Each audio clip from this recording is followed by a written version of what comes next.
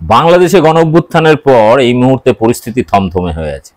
বিশেষ করে আওয়ামী লীগ যারা করেন তাদের উপরে আক্রমণ শানাচ্ছে জামাত এবং বিএনপির অনেকেই, প্রতিশোধ নেওয়ার চেষ্টা করছে, যেগুলো ভোটের পরে ক্ষমতায় আসার পরে যখন পুরনো দলের উপর আক্রমণ হয়, ভোট পরবর্তী সন্ত্রাস, সেরকম একটা পরিস্থিতির বিভিন্ন জায়গায় টুকটাক খবর আসছে এবং সেটাকে পশ্চিমবাংলায় বিজেপি সেটাকে হিন্দুদের উপর নির্যাতন, সংখ্যালঘুদের উপর নির্যাতন বলে চালানোর চেষ্টা। শুভেন্দু অধিকারী আজ বিধানসভার সামনে দাঁড়িয়ে সাংবাদিকদের সেটাই বলার চেষ্টা করেছেন।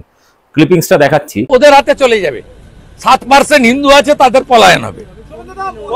আমাদেরকে নিতে হবে হিন্দু ভাইদের। সিএএতে অলরেডি সরকার করে দিয়েছে, মানসিক প্রস্তুতি রাখুন, 1 কোটি শরণার্থী আসবে ভারত পশ্চিমবঙ্গে। উল্টো দিকে পশ্চিমবঙ্গের মুখ্যমন্ত্রী মাননীয় মমতা বন্দ্যোপাধ্যায় এই বিষয় সম্পর্কে তার সতর্কবাণী দিয়েছেন, বলেছেন কোন রকম সাম্প্রদায়িক উস্কানি কেউ তুলবেন না, এমন কিছু করবেন না যাতে অঘটন না ঘটে।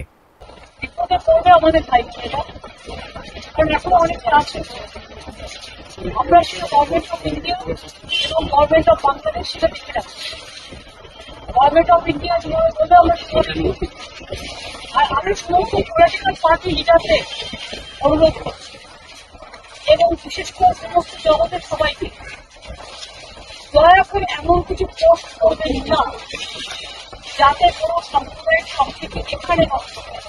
সেটাকেই মোটামুটি তিনি সতর্কবাণী দিয়েছেন।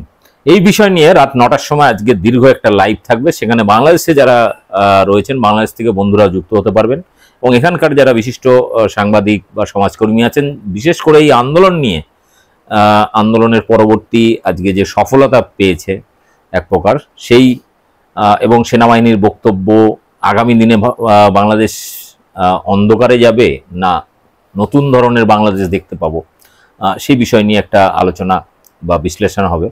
প্রত্যেকের রাত 9টার ভিডিও দেখার অনুরোধ রইল।